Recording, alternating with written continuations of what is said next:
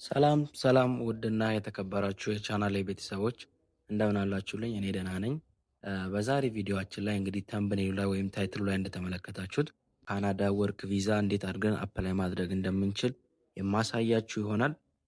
ይህ ቪዲዮ እንደሚጠቅማችሁ ተስፋ አደርጋለሁ።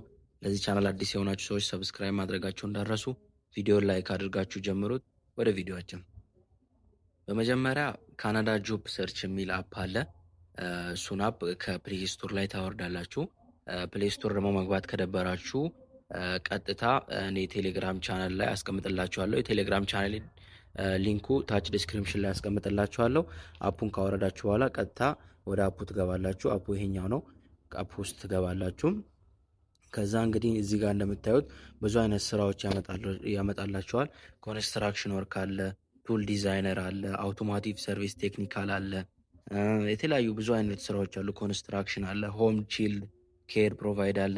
ለእናንተ የሚመቻችሁን ስራ ወይም እናንተ ስኪል አለኝ በዚህ ስራ ላይ ብላችሁ የምታስቡትን ስራ አፕላይ ማድረግ ትችላላችሁ። ለምሳሌ እኔ ከዚህ በፊት አፕላይ አድርጋለሁ፣ ነገር ግን ድጋሚ ለእናንተ ለማሳየት በዚህ እንትን አፕላይ ላድርግ።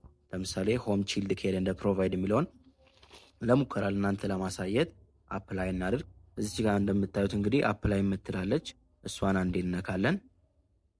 አፕላይን የምትለዋን አንዴ ስትነካ እንደዚህ አይነት ፔጅ ውስጥ ያመጣችኋል። እዚህ ጋር እንግዲህ ለስራው የሚያስፈልጉት ነገሮች ምናምን ዲቴል ነገር እዚህ ላይ ተጽፏል። ያው ስራው የሚገኘው ሎኬሽኑ ቶሮንቶ ላይ ነው ይላል። እዚህ ጋር እንደምታዩት ሆም ቺልድ ኬር ነው፣ ያው ህጻናትን መጠበቅ ነው እና የሚያስፈልጉት ስኪሎች፣ የቀጣሪው ስም ይሄው እዚህ ጋር አለ።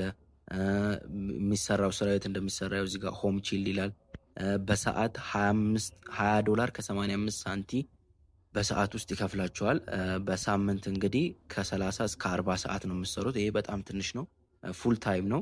ከዛም ሎኬሽኑ ቶሮንቶ ላይ ነው። እንግዲህ እንደምታዩት ያው የሚያስፈልገው ላንጉዌጅ ማወቅ አለባችሁ። እንግሊዘኛ መስት ነው ይላል። ያው እዚህ ጋር እንደምታነቡት ግዴታ ነው እና ኤዱኬሽን ሪኳየርመንት አለ። የትምህርት ደረጃ ሃይ ስኩል የጨረሰ በሃይ ስኩል ግራጁዌት ያደረገ ሰው ነው የምንፈልገው ይላል። እዚህ ጋር እንግዲህ እንደምታዩት ሌሎች ነገሮችም እዚህ ጋር ከስር ተጽፏል።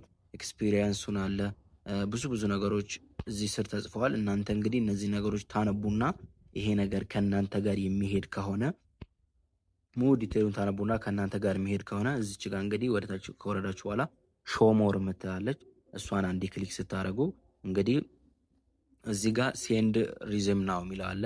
እሷን አንዴ ክሊክ ታደርጋላችሁ። ይችኛውን ክሊክ ስታደርጉ ቀጥታ ወዴት ይወስዳችኋል? ወደ ኢሜል አፕሊኬሽን ይወስዳችሁና አውቶማቲካሊ የሰዎቹን ኢሜል እዚህ ጋር ያስገባል። እዚህ ጋር ደግሞ የኔው ኢሜል አለ እና ምንድነው ማድረግ ያለባችሁ? እዛ ጋር አሁን የጠየቀው የኤዱኬሽን ሌቭል አለ።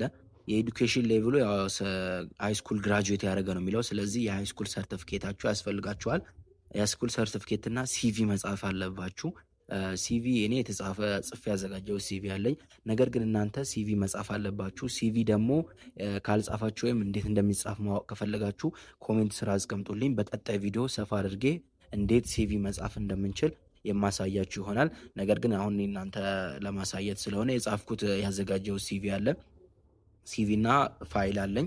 በመጀመሪያ ፋይሉን እናስገባ። ፋይሉን ለማስገባት ፋይል ማለቴ የኤዱኬሽን ሌቭል ወይም ግራጁዌት ያደረኩበት ሰርቲፊኬት ወይም 12ኛ ክፍል ያጠናቀቃችሁበት የኢንትራንስ ወረቀት በቂ ነው።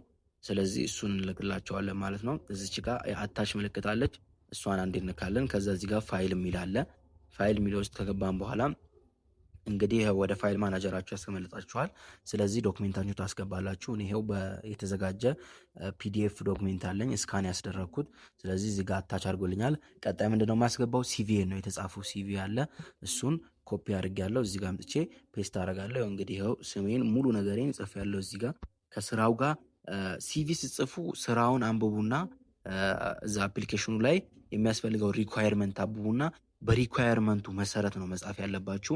እንግዲህ እንደነገርኳችሁ ነው። መጻፍ ካስቸገራችሁ ኮሜንት ላይ ጻፉልኝ። እኔ እንዴት እንደሚጻፍ ሙሉ ሂደቱን አሳያችኋለሁ። እንግዲህ እኔ ይሄው የራሴን አታች አድርጌያለሁ። ዶክሜንትንም ሲቪንም አታች ካረጋችሁ በኋላ እዚህ ጋር የሴንድ ምልክት አለች፣ እሷን ትነካላችሁ ማለት ነው። ቀጥታ ተልኮላችኋል ማለት ነው። ስለዚህ አሁን ምንድነው ተልኮላችኋል። የእናንተን እንትናችሁን ያጠናሉ። ሰርቲፊኬታችሁ ፌክ ነው ኦሪጂናል ነው የሚለውን ነገር በመጀመሪያ ያጠናሉ። እሱን ካጠኑ በኋላ ለእናንተ ኢሜል ይመልሱላችኋል ማለት ነው። ለእናንተ ኢሜይል ይመልሱላችኋል። ያው የሚሆን ከሆነ ሰርቲፊኬታችሁ ኦሪጂናል ከሆነና እነሱ ከሚፈልጉት ኤክስፒሪያንስ ጋር ተመሳሳይነት ካለው እዚህ ኢሜይላችሁ ላይ ይልኩላችኋል ማለት ነው። ብዙ ጊዜ ኢሜይላችሁን ተከታተሉ፣ ሪፍሬሽ እያደርጋችሁ ገፋ ቢል ከ15 እስከ 30 ቀን ሊፈጅ ይችላል፣ ግን ከዛ አያልፍም።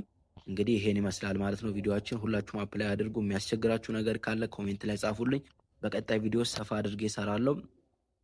የዛሬ ቪዲዮ ይሄን ይመስል ነበር። እንደተመቻችሁና እንደወደዳችሁት አልጠራጠርም። ቪዲዮ ከተመቻችሁ ላይክ አድርጉ። ለዚህ ቻናል አዲስ የሆናችሁ ሰዎች ስለ ቴክኖሎጂ እና ስለ ቴክኖሎጂ ነክ የሆኑ ነገሮች ስለምሰራ ሰብስክራይብ ማድረጋችሁ እንዳይረሳ። በቀጣይ እስከምንገናኝ ድረስ ቸር ቆዩልኝ።